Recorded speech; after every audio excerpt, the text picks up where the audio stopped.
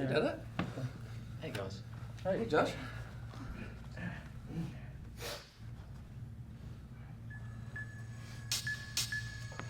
How's it going? Oh, that's okay, mate. Hey guys. Oh, hey, Lisa. Hey, Lisa. Tomorrow begins right now!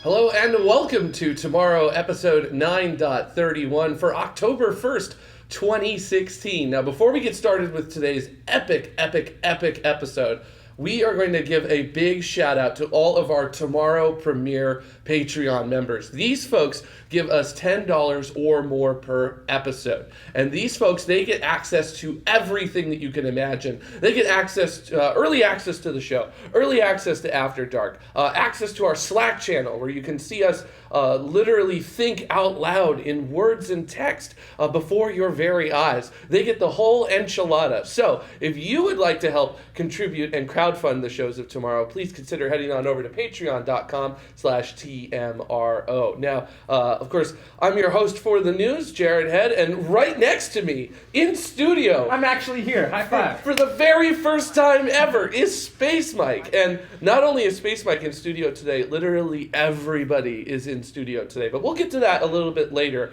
during our I'm just so excited just that everybody's here. I can't even think about what to say. So, Mike, we're going to take it away with you. Of course, we always start with a launch. That's so right. Why don't you go and give us a launch? And isn't that a wonderful thing that we always can start with a launch? That's how good things are going with the space industry right now. And this launch in particular is from India.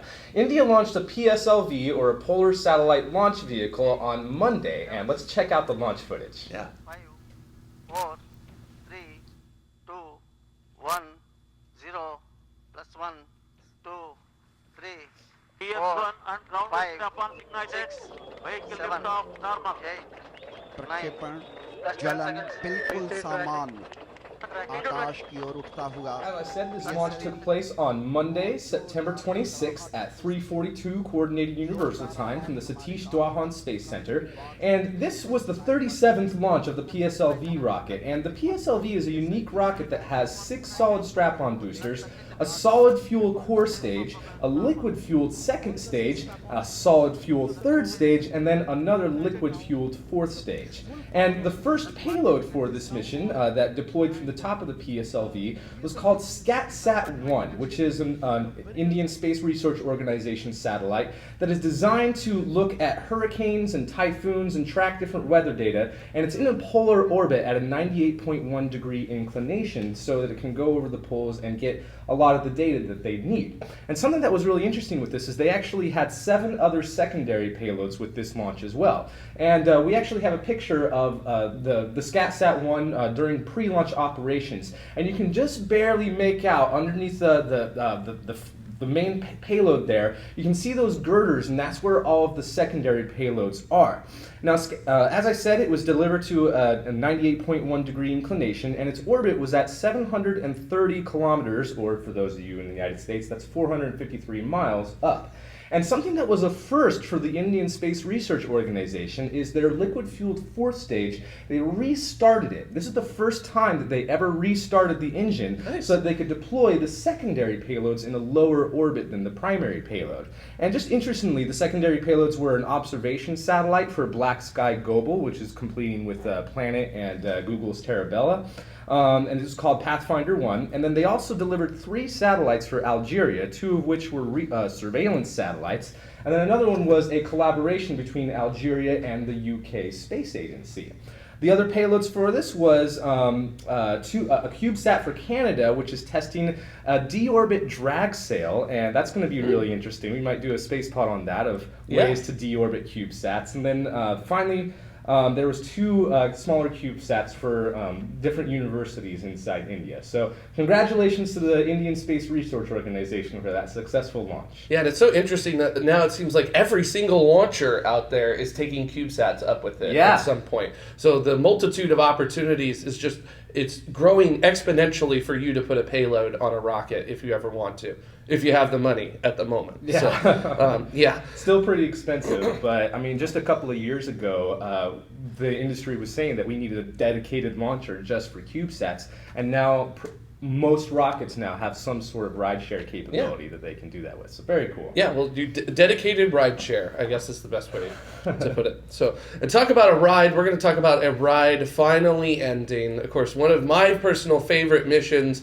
the European Space Agency's Rosetta spacecraft, which we can actually take a look at here, ended its mission just yesterday morning. Now, it was a 12-year mission, and it ended yesterday at 11:19 Coordinated Universal Time. The Rosetta spacecraft was sent to Comet 67P, also known as Churyumov-Gerasimenko, and it was taking incredible data and imagery, changing our ideas as to the formation of the solar system. And this is one of the images that it took on its descent yesterday, because in order to end the mission, they decided to literally fire the engine on Rosetta and have it fall to the surface of the comet. And of course, when I say fall to the surface, I mean at 1 meter per second.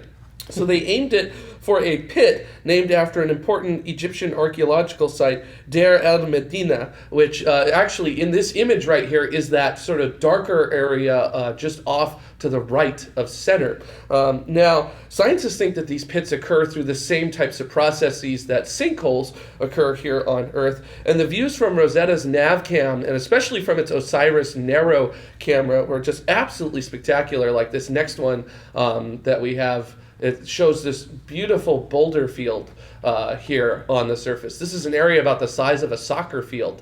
And we're literally looking at things that are inches across. And it's just these views were just absolutely spectacular. And then we finally had the final image from Rosetta come in. This is it. You're looking at what they described as grains on the surface at this point. So this was taken just about 150 meters above the surface by its narrow angle camera. So, mission's over.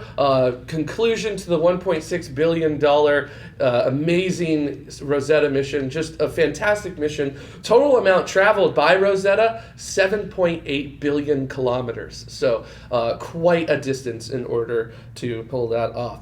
Now, Space Mike, you've got a very interesting story that kind of just popped out of the International Astronautical Congress that just happened this past week. Tell us about it. Yeah, there was a lot of really cool stuff that came out of this conference, and we're probably going to be talking about a lot of the announcements that were made there for the coming weeks and months, and probably some space pods for that material as well. But the thing that I wanted to talk about is that the troubled company SeaLaunch, which is owned by RCS Energia, has made a deal that they're actually going to sell the company. They're going to be selling the company to a Russian airliner called S7 Group. They run the big S7 airlines. And with this deal is for about $150 million that they're purchasing the company for.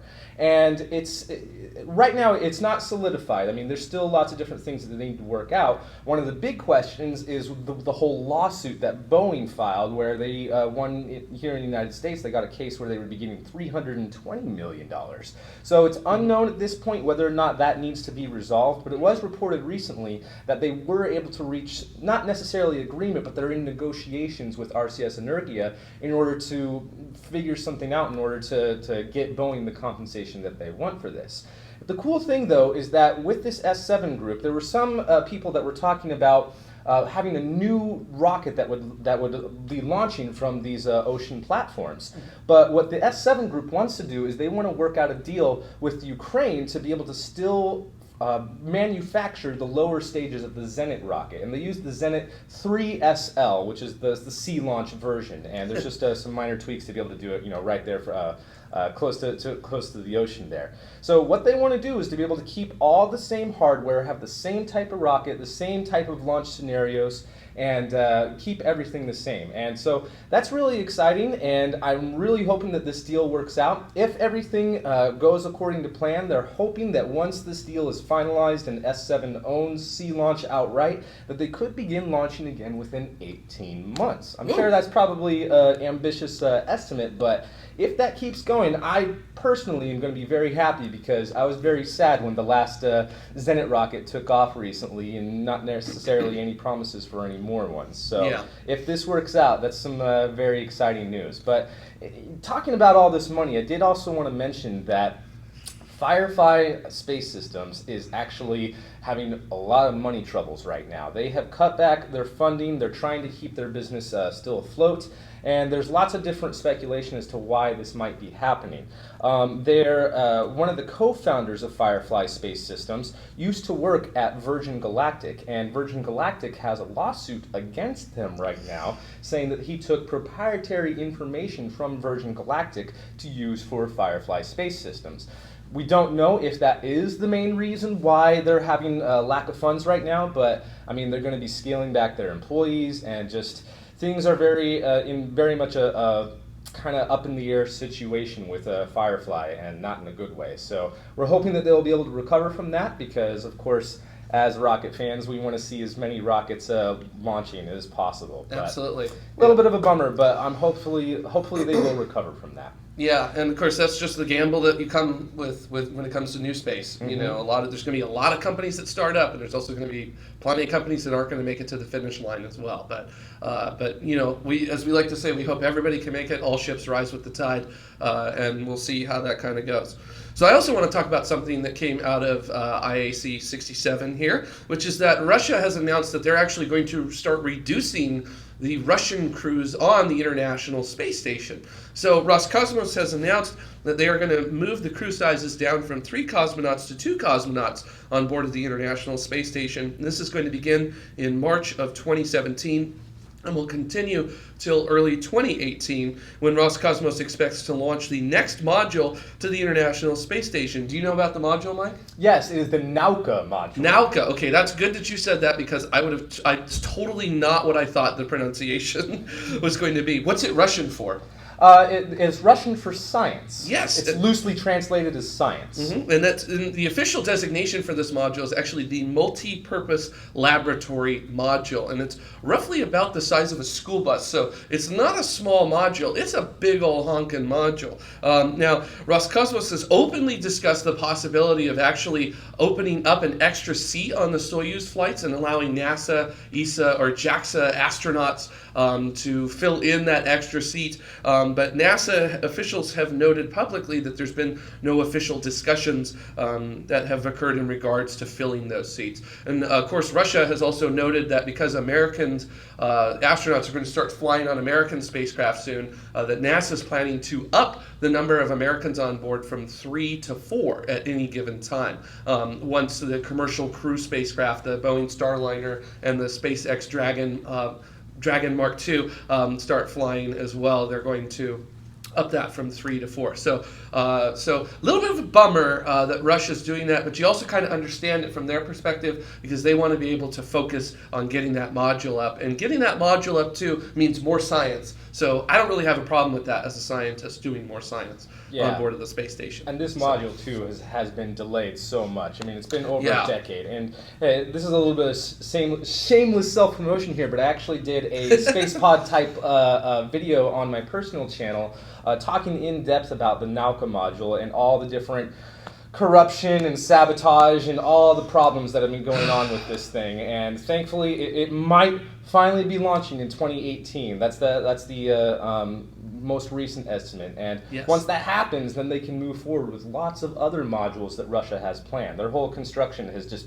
been on hold because of this module. So, but it's going to be a really cool one once they get it up there. Yes, it will be. So we're actually going to wrap up the news now, because there's an obvious story that we did not cover in the news that's kind of big that we are literally going to be dedicating this entire episode to. So stay tuned. After the break, we'll come back. We'll be talking about the Interplanetary Transport System from SpaceX. And you guys, it's mind-blowing kind of stuff. So stay tuned, and we're going to go to break, and we'll be right back after this.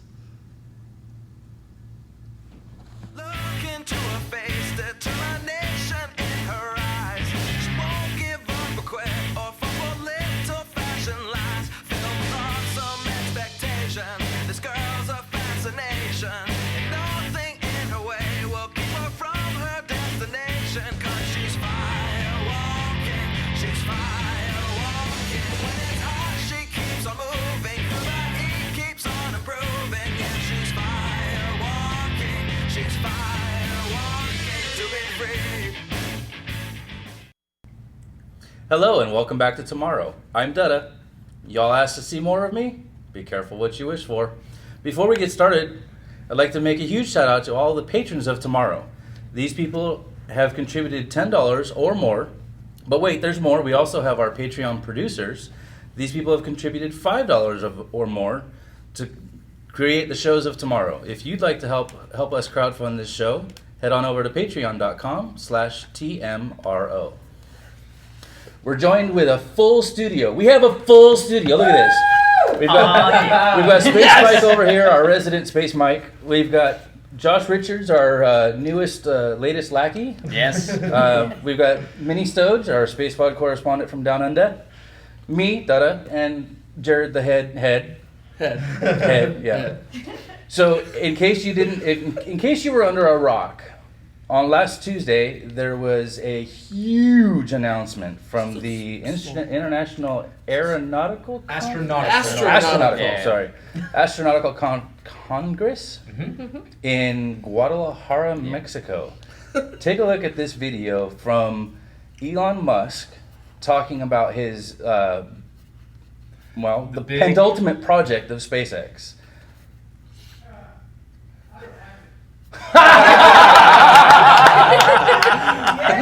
Well, we don't all right. Okay. Toss.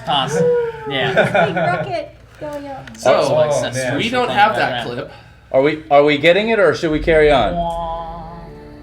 Yeah, All right, here we go. Check this out. Ooh, it's big.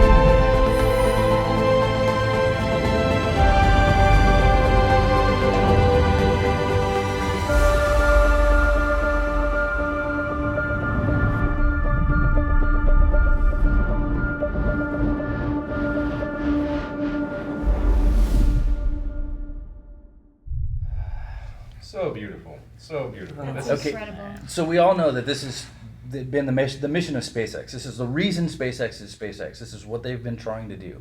So now they've got a plan. They've got CAD models. Elon said. He said these are not artists' renderings. These are based on CAD models that they have for the design for this spaceship. This is incredible stuff. Space Mike, what do you think? I think that this is, first of all, this is something that has been coming for a long time. There were several years ago when there were some very basic diagrams of like a Falcon X, Falcon XX, and a lot of people wondered what that would be in the future. With a little tiny dragon on top. Yeah, with a little tiny dragon on top.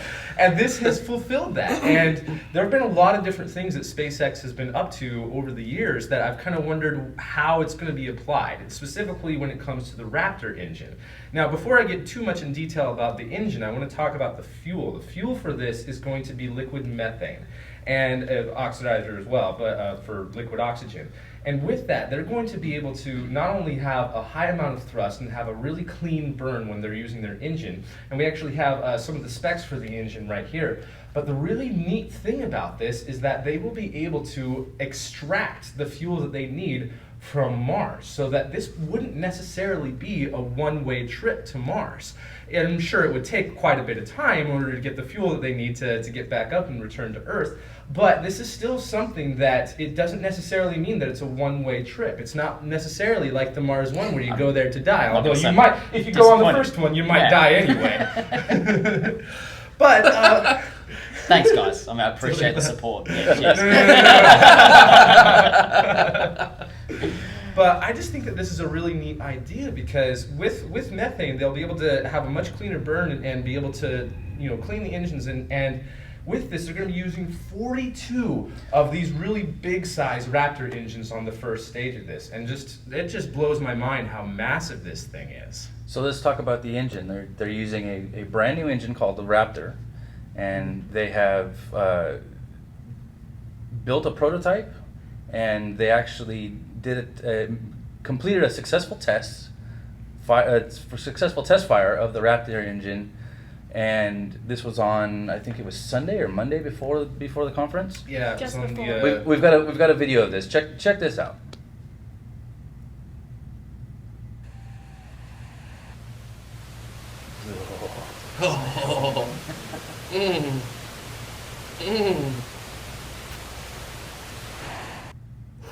So one of the things that we always harp on with all the people that are saying, I've got this big plan, I want to do this excellent thing.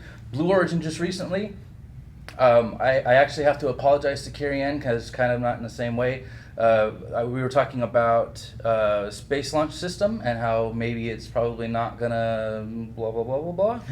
And I was mouthing off in the headphones and I said, well, at least they've got hardware, right? That's the big thing. It goes from being a paper rocket to being actual hardware. Now, SpaceX has this plan. They want to do this thing. There's hardware. They Actual test hardware. fired an engine. Yeah. That's progress. Yeah. So tell me about that. Well, test firing an engine is a very important thing, especially if you're trying to use not necessarily a new type of fuel like liquid methane would, but essentially a new strategy to allow you to allow that rapid reusability, and especially because with the RP1 and everything, that it does what's called coking, which is where you basically get crud and soot and not so great stuff all over your rocket and inside of the engine nozzle and on some of the components and everything. So cleaner burns means much better stuff. But it wasn't just an engine that they also did, because they're also working on carbon fiber systems, or carbon fiber structures, if you will, for a part of their systems. And they built one.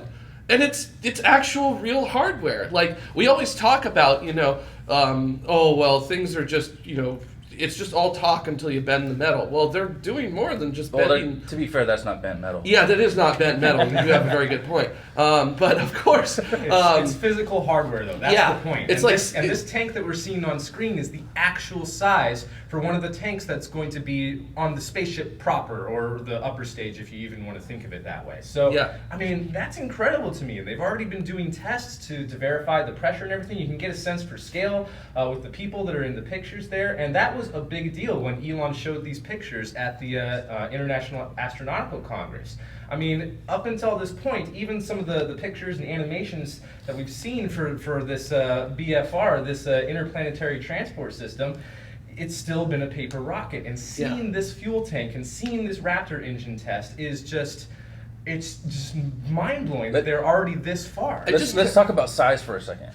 So we've gone along and SpaceX has this timeline where they first launched the Falcon 1. And it had one Merlin engine in it. It was a tiny little rocket. They failed 3 times, got it on the 4th. And then they upgraded and then made their Falcon 9, which has these 9 Merlin engines. Mm-hmm. It's actually a fairly decent sized rocket, but then it got bigger and bigger and bigger as they went to newer versions. So then you're talking about, everybody compares everything to the Saturn V. And the Saturn V is the biggest rocket that's ever been. And SpaceX put out this slide with their interplanetary transport system standing next to the Saturn V. Now, if you don't know anything about the Saturn V, it's 363 feet tall, 33 feet in diameter on the first stage. The ITS is 401 or 400.6 feet tall, and I think it was 43 feet in diameter on the base of the rocket. Huge. And then the spaceship is 55 feet in diameter. That fuel tank is actual size. It is huge. Yeah. What's that in meters for those people that don't yeah. listen I to believe it, it's you know? the a lot of diameter meters. rocket's 12 meters. 12 meters, and spacecraft 17 across. I'm and an then the height Imperial was kid, I 122. apologize. That's really So, big. Yeah, it's huge. So you two were there. Yeah, Yeah, it was were there. crazy. Lisa, tell me what it was like. Well, people had been lining up for hours just to get inside, and I guess the whole point of maybe why Elon wanted to do this at IAC and why it was really important that it was live streamed was the fact that it could get so many people excited about going to Mars and exploring the solar system. When the doors first opened, and they opened late because there was just so much going on, people started running to get the best seats, and I was one of them. Yeah. I was running. try and keep up with it. It's ridiculous. I feel really bad. I was actually bumping into people to try and get closer to the front, but there was this huge energy in the room that's really hard to describe unless you were actually there. And even though I was still really far back and I couldn't actually see that much, it was still I felt like I was almost witnessing the people that watched JFK's moon speech. That's the kind of moment that I felt like I was in. I felt like I was in a historic moment. But I don't know, was that the same for you? Yeah, it was a historic moment preceded by a stampede of human beings, like just rushing. That was ridiculous. Like if they loaded Rice Stadium at the last minute? Yeah, it's kind of like the entire experience was wonderful with Elon speaking. Like that was absolutely incredible. The stampede at the start was ridiculous. The Q&A at the end equally so. For different reasons. Let's be fair. But like Elon's presentation was extraordinary. So it was incredibly well put. One of the images that they put up was this one here. Can you imagine, after 80 days of travel, you arrive at your destination planet, Mars, and you float up into the cabin of this spaceship that you've been traveling in, and this is what you see? Are you serious? This is ridiculous. I almost can't handle the concept of a window being that big on a spacecraft.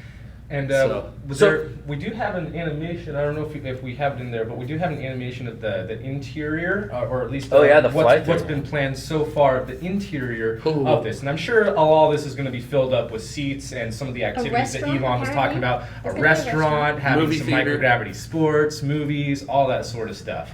But you can just get a really good sense of scale when they float through the top here and really see how big that viewing section is. And I mean, this would be a really cool ride. I mean, if they have all the stuff that they need there and you have all the supplies and food and plenty of stuff to make sure you don't go crazy and start hating your fellow passengers, this would be an awesome ride, especially if they can pull off the faster transit time. Because normally when we line things up, when we launch in every 26 months in that window where Earth and Mars are closest, that usually takes about 6 months. So Elon was talking about having on average around like 120 days as low as 80 days to get to Mars. And that's a massive amount of energy. Yes. And I think that, at least in my mind, that's why he wants to do this whole tanker refueling, so that the engines on the spacecraft itself get it all the way into orbit and then refuel it so that it's completely full to do that transit to Mars. And So that cuts down on the cost of the vehicles.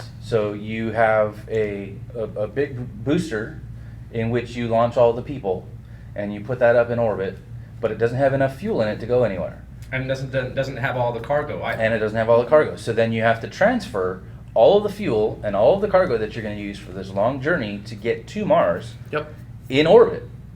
And they've got this system architecture that they lay out, and you can see that second step there. They've got two spaceships that are in very Nearly close identical. proximity to each other. Yeah. Something freaking going on there. So Well- that's the cargo ship refueling and resupplying the spaceship. Which, by the way, refueling has been done before on orbit as tests. So there was a space shuttle mission back in the 80s that actually did simulate refueling a satellite, Okay. and there's also been a robotic mission on the International Space Station that simulated actually taking current fuel systems, I guess, on board of satellites and unscrewing it and popping in a fuel system and refueling it. So this is not like a lot of people were saying nobody's ever done this before, but We refuel the ISS yes, all the time. I was about to say we do that all the time. We refuel it with cargo, and The Progress vehicles, Yeah, the Progress. European ATV, which is now retired, the Yeah. Japanese HTV, all of them put some sort of fuel Exactly. back onto the space station. But Yeah. because none of they need them the have fuel. used liquid methane though, so we haven't done refueling That is in orbit true. with methane. Yeah, Cryogenic just- fuels. Yes. That's one of the, okay. So can they do this? Is all of this technically feasibly possible?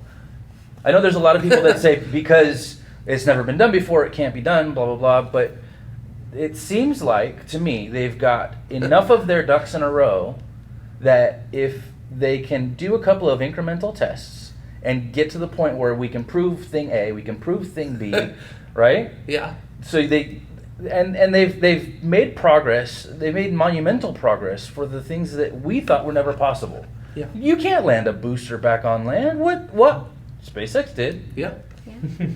Yeah. To me, the first thought that pops into my mind is to answer the question of can you really actually do this is, well, can you throw enough money at it to make it happen? Right. So, and that's always the critical key in anything involving spaceflight is simply the amount of funding that's involved in it. And Elon Musk seems to have set up SpaceX basically just as a business to fund this kind of a project.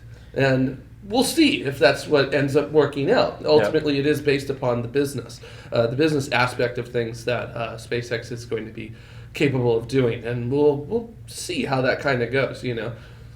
And Elon gave pretty optimistic estimates as to how soon they could do this. But again, it goes back to money. And if they don't Yes. get the funding they need, I think that SpaceX is still going to proceed with this, in every way that they possibly can.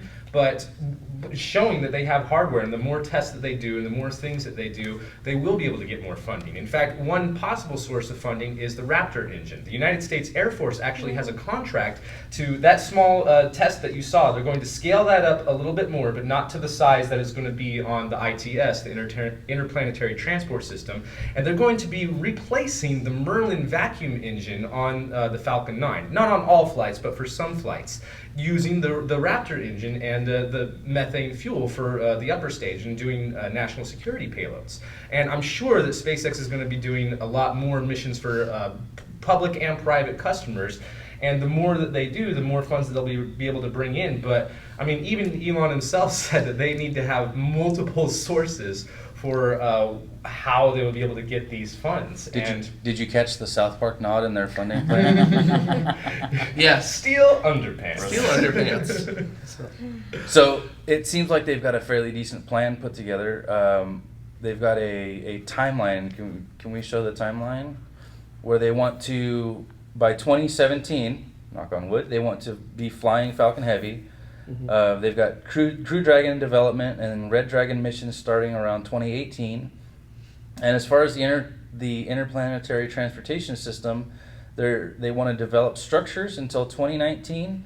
They're doing testing into 2020, booster testing through 2021, orbital testing starting in 2020, and they want to start making Mars flights in the 2021 Yeah, as early as 2021. year, and initially send one and see if everything works and hope it does.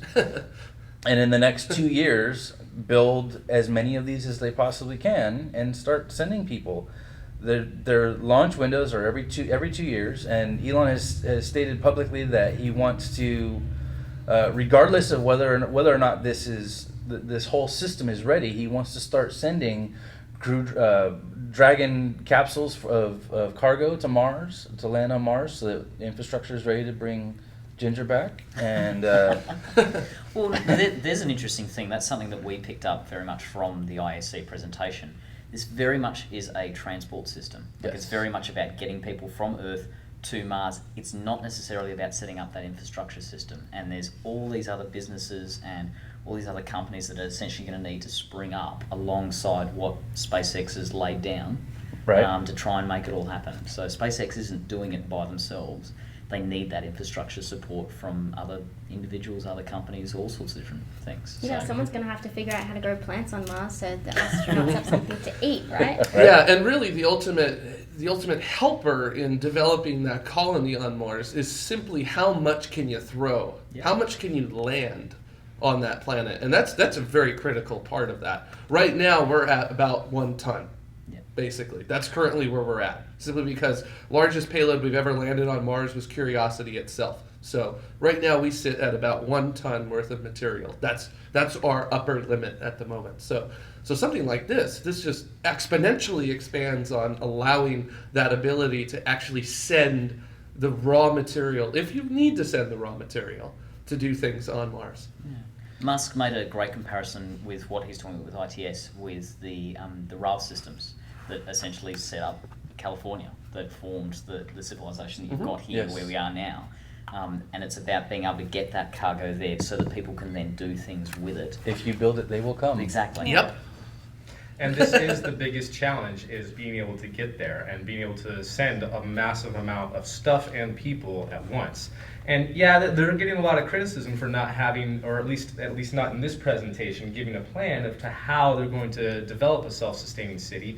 But just like we're all, I think, in agreement, that doesn't necessarily, I don't think we're worried about it, because we've proven that we can set up at least small outposts in really inhospitable environments. I mean, if we can do it in Antarctica, sure, you don't necessarily want to live there or raise a family there, but it is possible. And we do have air there, so that's the biggest plus Advantage. as opposed to Mars. But it is possible. And I mean, Elon has some crazy plans about how to get the core restarted on Mars so that we can keep an atmosphere there and eventually terraform the planet into another Earth, just like you saw that beautiful animation at the very end of that first video and all the other Mars terraforming media that they've put out. And that will be really cool. And I think that Elon might surprise us with some more crazy plans on how to actually get a self-sustaining city started, even if he doesn't have every single detail as to how they would be able to do it. Yeah. So there was- it seems like we got a little bit more to talk about. Let's see if we can take a quick break, and when we come back, we'll talk about more interplanetary transport system. Stay tuned. We'll be right back. We've always looked to the stars. They guide us, give us comfort, help us find our way. We see ourselves out there. When we look up, it inspires us. And we long for something we don't yet know. We yearn to go there. So, we venture forth. We choose to go to the moon in this decade and do the other things, not because they are easy, but because they are hard. Because that goal will serve to organize and measure the best of our energies and skills. Tranquility Base here. The Eagle has landed. It's one small step for man, one giant leap for mankind. The exploration of space will go ahead, whether we join in it or not. Many think we stopped exploring. But we know our journey didn't end. We've only just begun.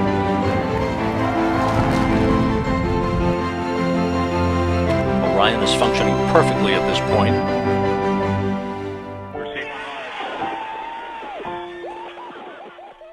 Come with us and explore tomorrow.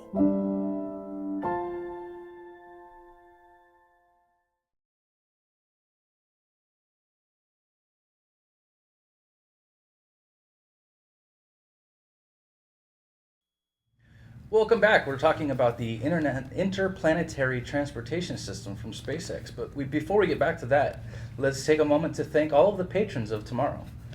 These people are premier members. They've contributed $10 or more per episode.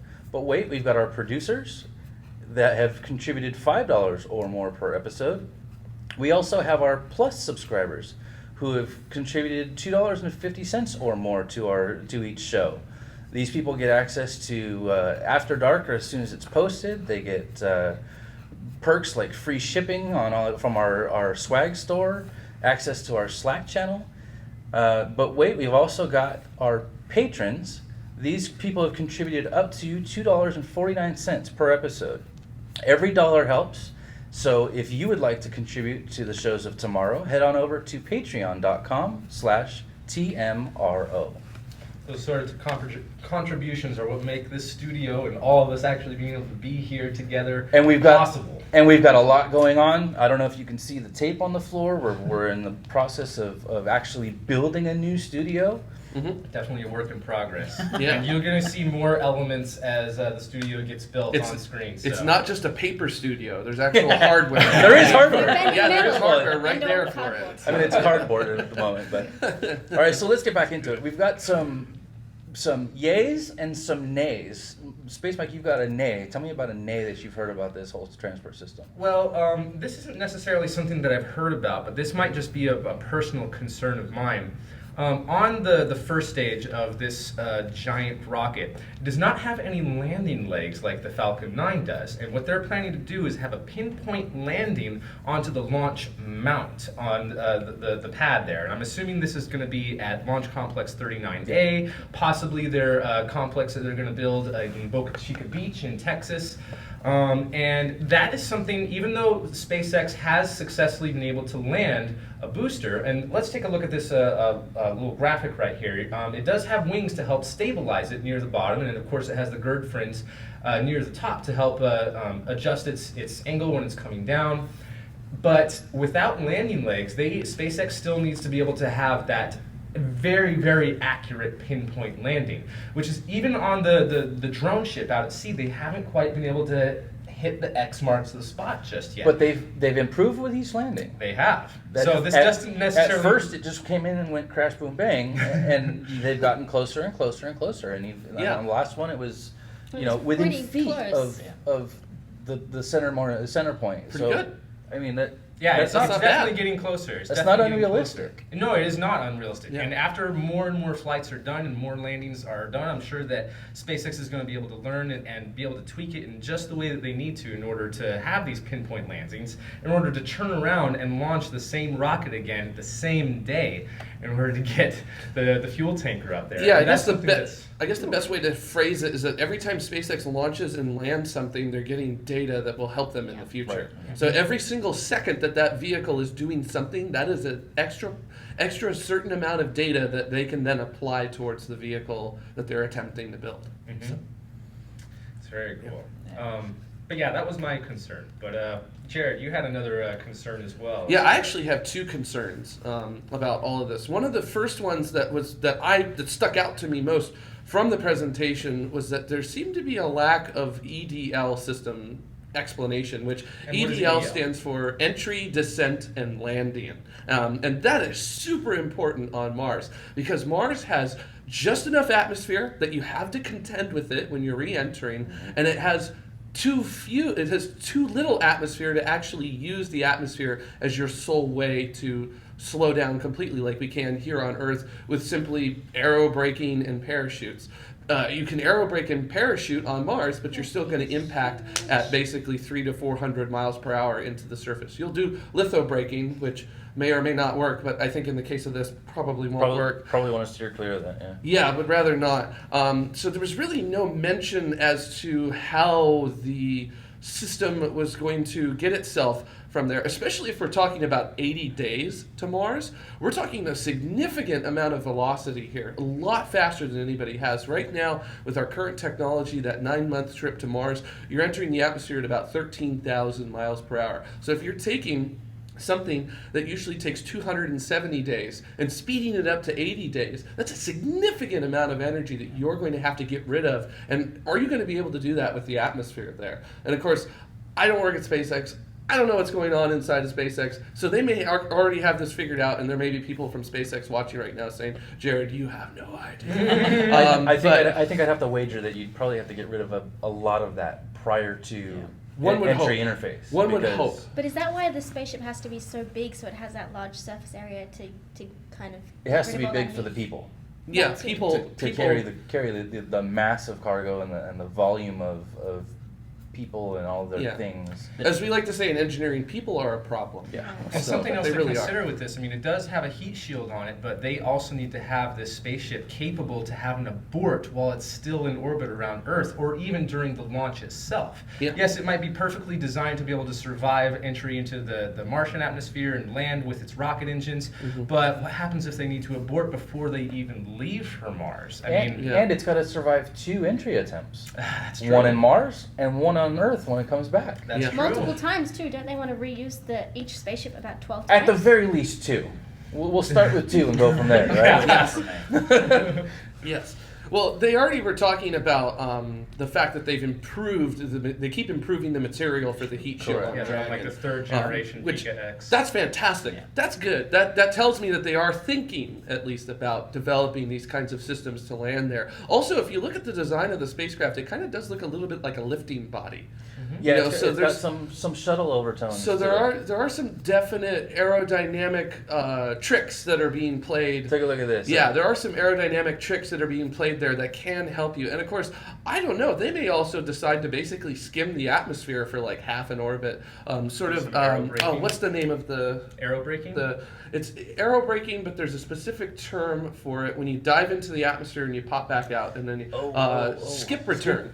I think, if I remember correctly. They might be attempting to do some type of skip return, where initially they're going to actually aerobrake, but they're going to do like some kind of deep aerobrake into the atmosphere, and then come out into like a low Mars orbit, and then burn the engine and do the official orbit. So where you actually have so much resistance that you actually bounce off of the atmosphere up into yes. But you still, but even in bouncing off the atmosphere, you still lose a lot of energy, so that way it puts you into orbit. Correct. So basically like a stone skipping across a lake, except instead of skipping across a lake, you skip the atmosphere and then you go into orbit thanks to the energy you lost during your skip. So there we go. I solved my problem. You're welcome, SpaceX. So there you go.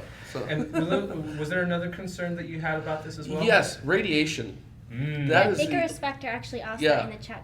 He was asking, what about radiation problems?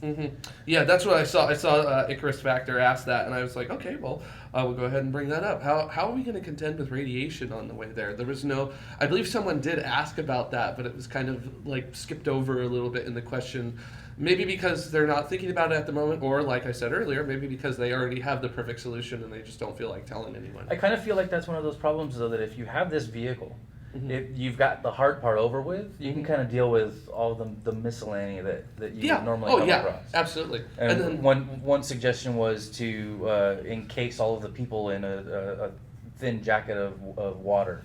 So the water for the craft would be in a thin shell around the vehicle, and that might do some of your... Yeah, I was going to say, one of the ideas for some things that NASA is entertaining is that there's basically like a habitation module, and that there's a water bladder and a waste bladder, and that the water is protecting you, but also the waste is put into a separate bladder, thankfully. Yes, don't that no mixing, please. That will also allow it, because there's a lot of water in the waste that humans put out in number 1 and number 2. And So if you can utilize it for something. exactly. And also, I saw a study from NASA that was actually looking at inside of the Orion capsule, strategically placing tools in certain areas to allow them to then have the capsule aimed in a certain direction that would allow the tools to take the radiation hits instead of the people. That's so interesting.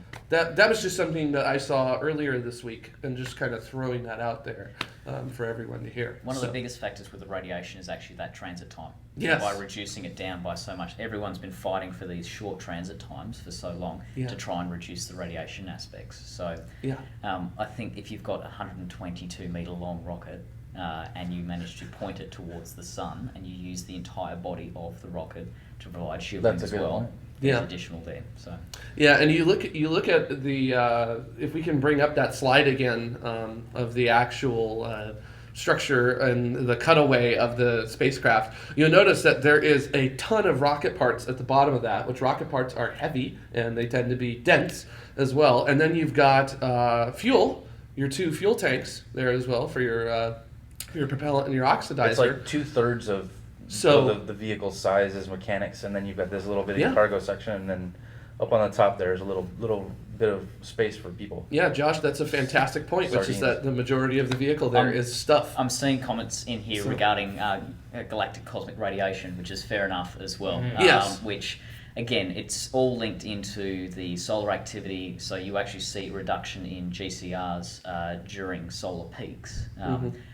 There's not much we can do about GCRs. The reality is, they're too high energy, too energetic. There's not much we can do. But what we did see from Curiosity's RAD instrument when it was doing its transit from Earth to Mars was that the exposure from GCRs during that period didn't exceed. I think it reached about 2/3 of NASA's dose limit. And that mission was about 9 months or that so? was 9 months. Yeah. So in that case, and it's still measuring radiation on the surface of Mars now, so we're still getting great data back from that instrument telling us what the surface of Mars is like as well. So a lot of people are very scared about the radiation aspects, but by cutting down the transit time, it makes a huge difference. And maybe even they could just have a section of the spacecraft that would have more of the protection as a shelter in case they did have like a solar flare or something like that they came across. You could have that would be early way above warning that. for that, so you could just tell all the crew to get into that particular area for that Yeah, particular event. I was about to say, they have that on the International Space Station. There's actually certain modules that are just a little bit thicker than the other modules that are basically, hey, we've got an X-class flare coming in. We'd prefer you guys to spend most of your time today in this part of the station than just floating around anywhere else. So that doesn't matter. So let's talk about their first craft. And they sent up their first craft, and they've got 100 people on board, and they just landed on Mars. Lisa, what's the first thing you do when you get there? I'd probably faint. I'd be so overwhelmed. Like, this is sending humans to another planet in our solar system. Like, I think Elon's got an idea of what he would do. Yeah. What would he do? He'd have a mariachi party. Yeah, I'm all for that. That'd be sweet. I think the most important thing here, though, is we're talking about getting this first craft there, but I think that Elon's announcement, even if it runs over time, even if that first craft takes ages to get there, it's kind of like he's given a call to action. He's called the likes of Boeings and the Lockheeds and NASA to step up their game and get in, because if they don't, we've been hearing them talking about sending us to Mars. Oh, we're 30 years away, we're going to send humans to Mars in the next generation. And these kids are growing up like, oh, well, when are we going to send humans to Mars? And then they get to my age and we're still 30 years away. But now that we have someone with this vision that Elon has and has given this out to the public and made the people excited about this, that's the most important takeaway that I got from that whole entire presentation. That's all very inspiring. I think Matt Clark has nailed exactly what you would do first on Mars, though, and that's a selfie. Interesting bouncing off that, though. One of the concerns that I had hearing about the idea of launching 100 people to Mars is, who are we as a species when we start doing that? Like 100 human beings on a pristine environment potentially contaminating it, potentially, like, what are we bringing with us from Earth? It's great having all these people sort of saying, yes, I'll contribute $200,000 or $500,000 US to buy a ticket on this. But who are our ambassadors to another planet? That's kind of, if we're sending 100 people, who are they? And that's something that wasn't covered. Is he didn't say how they were going to select people or who, or was even going if to they go, were going to train, or it almost was I got the impression that it was almost like the people would select themselves. If you have the money and the desire to go, then you'll go. But now I had an argument online with one of my friends this week, and he said that there needs to be somebody or a body or something that selects these people, and they have to be trained and this and that, and has to be like a military-like structure. And my argument was no. I think that if you can find 100 people that confront the money, and they all have the same purpose, they all have the same desire, and that is to get this set up so that we can make humans an interplanetary species. That you give them each a job to do. Here's 100 jobs that need to happen when you get there. Your responsibility is that thing, go make it happen. And if you can get 100 people to do that and have them be committed to that, you can make it happen. And they will all rally around each other and support each other when they're down. You're gonna spend 80 days in this tightly knit, confined space, and you're gonna be there for a while. At least 2 years, right? So you're either going to get sick of somebody and everybody's going to go rogue and, tragedy on Mars. But right. But, you get these people together and give them the weight of humanity and the inspiration to make it happen. Do you think that would work? I think so, and I think that in the animation, the doors open and there's just a red wasteland in front of them. And I think that the reality would be they would be sending as much cargo and hardware as they can on the Red Dragon missions, right. And who knows, there might even be some sort of intermediate spacecraft in between the Falcon and Dragon and this interplanetary transport Some other system. company may step up and have something else.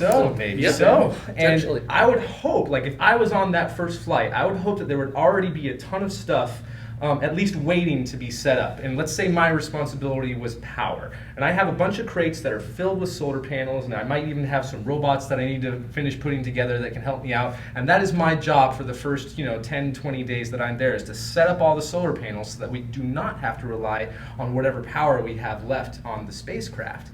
And as long as there's stuff like that, and there's plenty of things to do, and there's a job for everyone. I mean, Elon Musk said in the presentation that there would be no shortage of labor. They got to have iron foundries and pizza joints, right? That's right.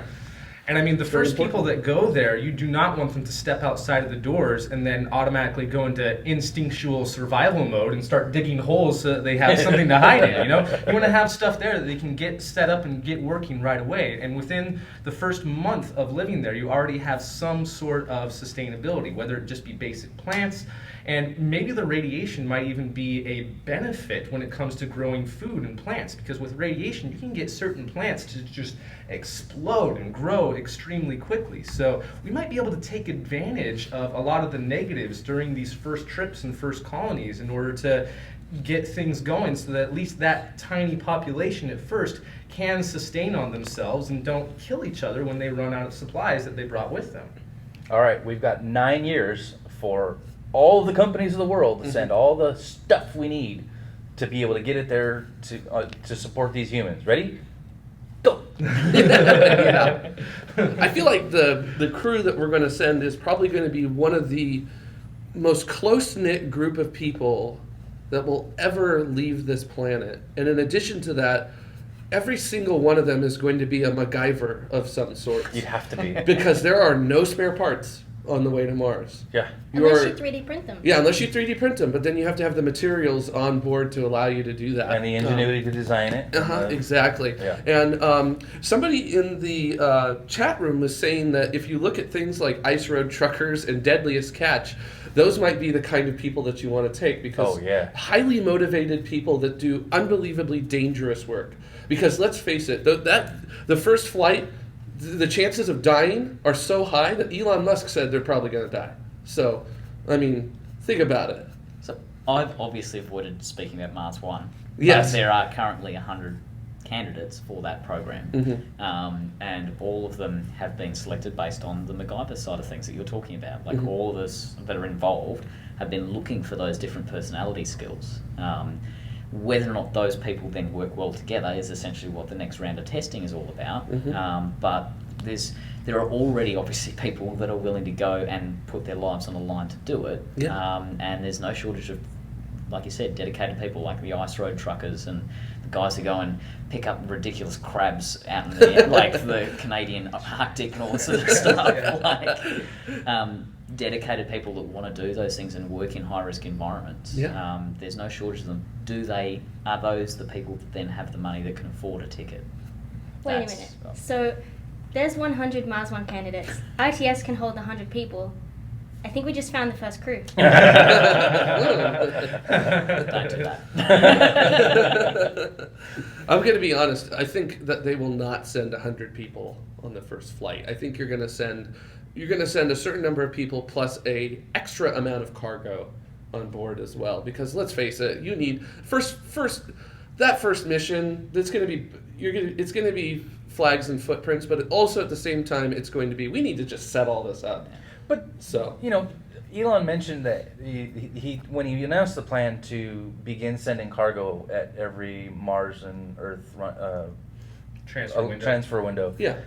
He said, we don't have to just send one rocket. We can send 100 at a time. Oh yeah, we can put a bunch of Dragons in orbit, and when that date comes, boom, just send them all. So what if the cargo's already there? Well, if the cargo's already there, then sure, let's send 100 people. But I think what you need to do is you need to figure out a good ratio of how much cargo per person should be on the surface, and then determine how many people can be sent by that point. If I were running the show, that's how I would do it. But that's just me. I'm thinking a little more cautiously than other people may be thinking. I feel like you'd need at least food and water for at least a year to survive there for those 100 people until they get their own stuff going. To me, it's more than just food and water. You need to have some sort of entertainment as well, and also some kind of psychologically good stuff as well there too. Like they were talking about strawberries actually being psychologically excellent food for people to eat because it makes you feel great and it tastes good and it's sweet.